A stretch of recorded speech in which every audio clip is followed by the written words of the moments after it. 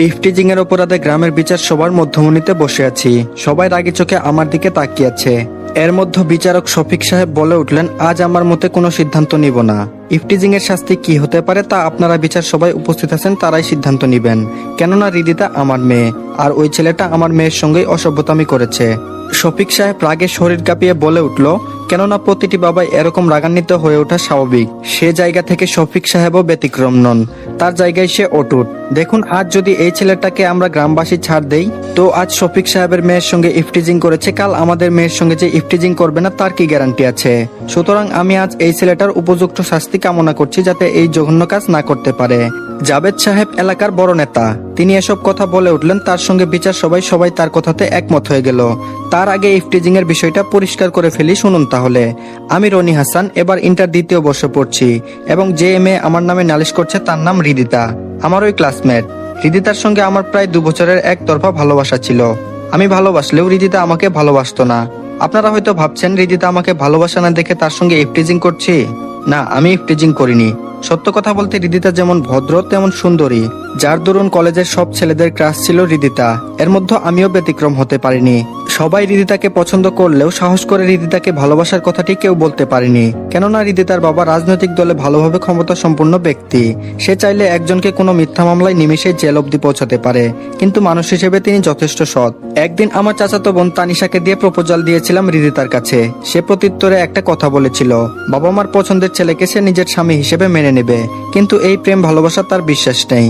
তানিশার মাধ্যমে এসব কথা জানতে পেরেছিলাম সেদিন। এরপর থেকে হৃদিতাকে নিত্য নতুন ভাবে ইমপ্রেস করার চেষ্টা করি। হৃদিতাও রেসপন্স দিতে লাগলো, কিন্তু সেটা অপ্রত্যাশিত ভাবে। মনের কোণে জায়গা হয়েছিল, কিন্তু হঠাৎ একদিন দুর্জয় এসে বলতে লাগলো, দেখ বন্ধু, তোকে ভালোভাবে বলছি, তুই হৃদিতার জীবন থেকে সরে যা, নয়তো তার ফল ভালো হবে না, এই আমি বলে দিলাম। আমি বললাম, তুই কি আমাকে থ্রেট দিচ্ছিস? দুর্জয় বলল, তুই ভাবতে পারিস। আমি বললাম, আচ্ছা ঠিক আছে, হৃদিতাকে আমি ভুলতে পারবো না, আমিও দেখি তুই কি করতে পারিস। দুর্জয় বলল, ভুল করলি দোস্ত, তুই আমাকে ভালোভাবে চিনিস না। আমি কতটা ডেঞ্জারাস হতে পারি সেটা আমি নিজেও জানি না। আমি বললাম, ধুর বাল, কি করতে পারবি করিস চা। সেই দিন দুর্জয়ের সঙ্গে কথা কাটাকাটি করে আসছিলাম, তবে দুর্জয় নাকি হৃদিতাকে অনেক ভালোবাসে। সেটা আমি জানলেও আমি আমার জায়গায় অটুট, আর দুর্জয় তার জায়গায় অটুট। এইদিকে হৃদিতার সঙ্গে রিলেশনটা প্রায় হয়ে গেছিল আমার। এর পিছনে আবার আমার চাচাতো বোন তানিশার সাহায্য এগোতে পেরেছিলাম। ভালোই চলছিল দিনগুলো। কলেজের ক্লাস শেষে মাঠে ক্রিকেট খেলতেছিলাম। এমন সময় হৃদিতা কান্না করে আমার সামনে দাঁড়িয়ে এসে বলতে লাগলো, ছি রনি ছি, এইগুলো ছিল তোমার মনে? তোমাকে আমি ভালোবাসিনি ঠিকই, কিন্তু মানুষ হিসেবে তো ভালোবেসেছিলাম। আজ এই তার প্রতিদান দিলে? আমার হাতে একটা চিঠি ধরিয়ে দিয়ে কথাগুলো বলল। এইদিকে হৃদিতার কান্না অবিরাম চলছে। সেই মুহূর্তে কেমন জানি চুপসে গিয়েছিলাম। কি হচ্ছে সব? চিঠিতে তো ভালো কিছুই লিখেছিলাম, কিন্তু হৃদিতার কান্না করার মানে তো কিছু বুঝতে পারলাম না। তারপর নিজেকে সামলে নিয়ে চিঠি হাতে নিয়ে ভালোভাবে লক্ষ্য করতে আকাশ ভেঙে যেন আমার মাথার উপর পড়লো। হায় আল্লাহ, চিঠিতে এসব কি নোংরা কথা উল্লেখ করা আছে! আমি তো এসব কল্পনাও করতে পারি না। তাহলে লিখবো কিভাবে? তাছাড়া এখানে হাতের লেখার ধরন আর আমার হাতের লেখার ধরন হুবহু সেম, আমার হাতের লেখার মতোই।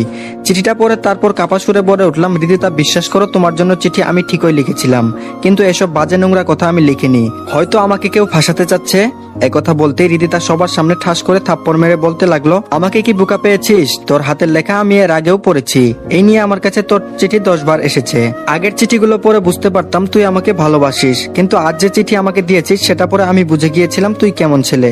আমি বললাম, হৃদিতা আমি সত্যি বলছি, তোমার নামে কোনো নোংরা চিঠি লিখিনি। হয়তো কেউ আমাকে ফাঁসাতে যাচ্ছে, তুমি আমার কথাটা বিশ্বাস করো প্লিজ। হৃদিতা বলল, আজ ওই আব্বুর কাছে গিয়ে তোর নামে নালিশ করব, এবং তোর লুচ্চামিগিরি বন্ধ করার ব্যবস্থা করব, আর সেটা আজই। হৃদিতা এই বলে চলে গেল। এর মধ্যে তানিশা এসে বলল, চিঠিটা এসব নোংরা কথা কেন লিখেছিস? আমি বললাম, তানিশা বিশ্বাস কর, আমি এসব লিখিনি। আমি ওকে আগের মতোই লাভ লেটারই দিয়েছিলাম। তানিশা বলল, চুপ কর, আরেকটা কথাও তুই বলবি না। তোর এই রিলেশনের জন্য কত কিনা করেছি আমি, আজ কেমনে পারলি হৃদিতাকে বাজে প্রস্তাব দিতে? শেষমেশ তানিশাও আমাকে অবিশ্বাস করলো। এখন সারাদিন চিৎকার মেরে বললেও কেউ আমার কথা শুনবে না। কি আর করার, চুপ মেরে মাটির দিকে তাকিয়ে আছি। এর মধ্যে দুর্জয় ডেভিল মার্কা হাসি দিয়ে বলল, ছি ছি দোস্ত, তোর দ্বারা এই জঘন্য কাজ আমি মোটেও আশা করিনি। এই বলে শয়তানের একটা হাসি দিয়ে চলে গেল। এবার বুঝতে পারলাম এই সব কিছুর জন্য দুর্জয় দায়ী, কিন্তু এখন সকলেই কি আমার কথা বিশ্বাস করবে? কখনোই না। তারা ভাববে আমি অপরাধী। অপরাধ করে সে তো নিজেকে নির্দোষ নির্দোষ প্রমাণ করবে এটাই স্বাভাবিক, কিন্তু আমি এখানে দোষ না করেই দোষী হয়ে গেলাম। এই ছিল কয়েক ঘন্টা অতীতের কথা, এখন বাস্তবে ফেরা যাক। তারপর বিচার সবাই কাকা কাকিমা আসলো। তারা আমাকে লালন পালন করে বড় করেছেন। মাঝে মধ্যে আমার বাবা মার কথা জিজ্ঞেস করলে কাকিমা মন খারাপ করে বলতো, আমরা কি তোর বাবা মার মতো না? আমি বলতাম হ্যাঁ তা তো বটেই। তারা বলতো তাহলে বাবা মার কথা জিজ্ঞেস করছিস কেন? আমি বললাম তারপরও আমার বাবা মার ব্যাপারে জানতে হবে। কাকিমা বলল, আমি চাই না তোর বাবা মার অতীত কাহিনী বলে তোর মনটা খারাপ করতে, এর জন্য তো বিষয়টা গোপন রাখছি, বুঝতে পারছিস না কেন? তাছাড়া আমরাও তোকে খুব ভালোবাসি, আমার মেয়ে তানিশার থেকেও তোকে আমরা আদর যত্ন বেশি করি। তাহলে কি অতীতের কথা শুনে মন খারাপ করার কোনো লাভ আছে বল? আমি বললাম আচ্ছা ঠিক আছে, আর জিজ্ঞেস করবো না এসব কথা। ব্যাস, কাকিমা না করার কারণে আমি আর বলতে বাধ্য করিনি, এর জন্য বিষয়টা আজই আমার অজানা। তারপর কাকা কাকিমা তারা বিচার সভায় এসে শফিক সাহেবের দিকে তাকিয়ে জিজ্ঞেস করতেই তারা চিঠিটা তাদের সামনে ধরলো। ব্যাস, কাকা কাকিমা তারাও নিমেষেই চুপ হয়ে গেল, তাদের মুখের ভাষা যেন হারিয়ে ফেলেছে। শফিক সাহেব তার মেয়েকে ডাক দিয়ে বিচার সভায় উপস্থাপন করলো এবং জিজ্ঞাসা করলো, এই ছেলে কি তোমাকে চিঠিতে বাজে প্রস্তাব দিয়েছে মামুনি? রিদিতা বলল, জি আব্বু, এই ছেলেই। শফিক সাহেব বলল, রহমান এবার তুমি বলো, তোমার ভাতিজাকে কি শাসন তুমিই করবা নাকি আমরাই করব? তাছাড়া গ্রামবাসীরাও দেখুক, তারাও যেন এই ইফটিজিং থেকে বিরত থাকে। কাকা বলল, আপনারা যা ভালো মনে হয় তাই করুন। কাকা এই বলে চোখের পানি মুছে কাকিমাকে নিয়ে চলে আসলো, আর আমি ওখানে অসহায়ের মতো মাটির দিকে তাকিয়ে রইলাম। এলাকার বড় নেতা জাবেদ সাহেব বলে উঠলেন, সালমান তুমি গিয়ে কাঁচা বেত ভেঙে নিয়ে আসো, যাও। ব্যাস, কথাটা শোনা মাত্রই চুপসে গেলাম। ব্যাস, তারপর এলাকার বড় নেতা সে বেত দিয়ে 10টা হাতের শক্তিতে আঘাত করলো, আর এইদিকে বেতের আঘাত সহ্য করতে না পেরে একটু সরে দাঁড়াতেই চোখের কোণের দিকে সজোরে একটা আঘাত লাগে, যার দরুন চোখের কোণা থেকে রক্ত বের হতে লাগলো।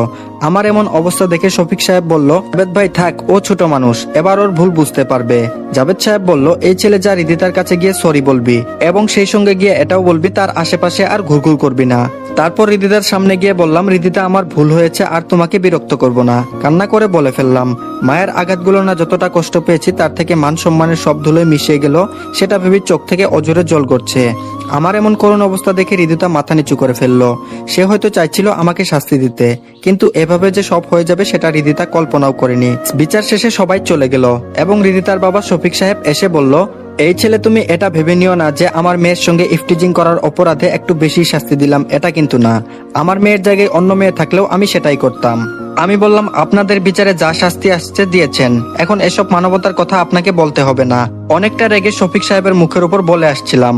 উপর দিকে রিদিতা শুধু নীরব দর্শকের মতোই দেখে যাচ্ছিল। এখন আর রিদিতার প্রতি ভালোবাসার বিন্দু পরিমাণ অনুভূতি নেই, যা আছে সব ঘৃণায় পরিণত হয়েছে। কিন্তু আজ একটা বিষয় কোনোভাবেই মেনে নিতে পারছি না। দোষ করলো দুর্জয়, আর সেটা শাস্তি পেলাম আমি। এখন এসব ভেবেই বা কি হবে? দুর্জয় তো রিদিতাকে পাওয়ার জন্য একটা গেম খেলছে। আমি চাইলে দুর্জয়কে সবার সামনে তার ডেভিল চেহারাটা দেখাতে পারবো না। ব্যাস, সব ভাগ্য বলে মেনে নিয়ে বাড়ির গেটে ঢুকতে আমার রুম থেকে ভাঙচুর করার শব্দ পেলাম। বেশ দূরত্ব আমার রুমে গিয়ে লক্ষ্য করতেই দেখলাম তানিশা আমার ব্যবহারকৃত জিনিসগুলো ফ্লোরে ফেলে দিয়ে ভেঙে ফেলছে এবং সেটাতে আগুন লাগিয়ে দিয়ে পুড়ছে। তানিশাকে কিছু জিজ্ঞেস করতেই কাকার সামনে এসে যা বললো তা শুনে মাথা কেমন জানি চক্কর দিয়ে উঠলো। তানিশাকে জিজ্ঞেস করেই ফেললাম, আমার এসব জিনিসগুলো ভেঙে আগুন দিয়ে পুড়ে ফেলছিস কেন? তানিশা বলল, কেন আগুন দিয়ে পড়ছি বুঝতে পারছিস না? আমি নিশ্চুপ হয়ে রইলাম। তানিশা বলল, তোর জন্য বাবা আজ কতটা অপমানিত হলো সেটা কি তুই একটু বুঝতে পেরেছিস? আমি বললাম, তানিশ। বলতেই তানিশা আমার কথা থামিয়ে বলল, হয়েছে, আর বলতে হবে না। আমাদের একটা সম্মান আছে যেটা তুই নিমিষে শেষ করে ফেলেছিস, আর না। তাছাড়া আমি কেমনে রিদিতার সামনে গিয়ে দাঁড়াবো সেটাই তো ভেবে পাচ্ছি না। এসব তোর জন্য হয়েছে। তানিশা রেগে আগুন হয়ে আমাকে কথাগুলো শোনালো। আমি বললাম, শুধু তোর বান্ধবীর দিকটাই দেখলি? আমাকে যে সবার সামনে হেনস্থা করলো সেটা দেখলি না? তানিশা বলল, তোকে যে মারটা দেওয়া হয়েছে সেটা অনেক কম হয়েছে। বিচারকের জায়গায় আমি থাকলে তোকে পিটিয়ে শেষই করে ফেলতাম। এখন প্লিজ তুই আমাদের বাড়ি থেকে বেরিয়ে যা তো, তোর জন্য আর আমরা অসম্মানী হতে পারবো না।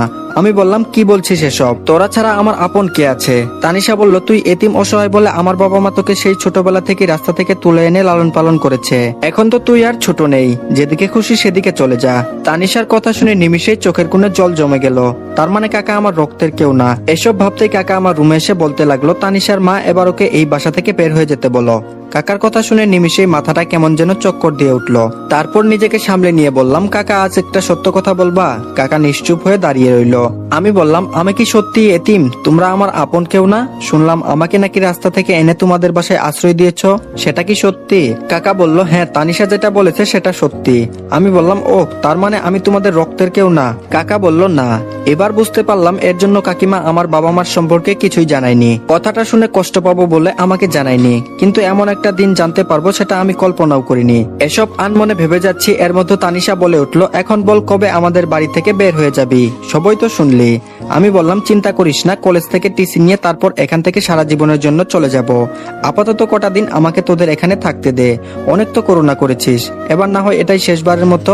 এই কথা বলা মাত্রই তানিশা আমার রুম থেকে রাগে হনহন করে চলে গেল।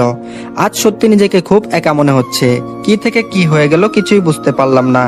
সবচেয়ে বড় ভুল হয়েছে, হৃদিতাকে ভালোবেসে তার পিছনে যদি না যাইতাম আজ আমার এমন পরিস্থিতি মোকাবেলা করতে হতো না। হৃদিতাকে যতটা ভালোবাসতাম এখন তার থেকে দ্বিগুণ ঘৃণা করব। অপরদিকে হৃদিতার মা বলল, হৃদিতা মামুনি খেতে আই। সে কখন থেকে কি ভাবছিস বলতো? হৃদিতা বলল, মা কিছু ভালো লাগছে না, যাও তো। হৃদিতার মা বলল, কি হয়েছে সেটা বলবি তো?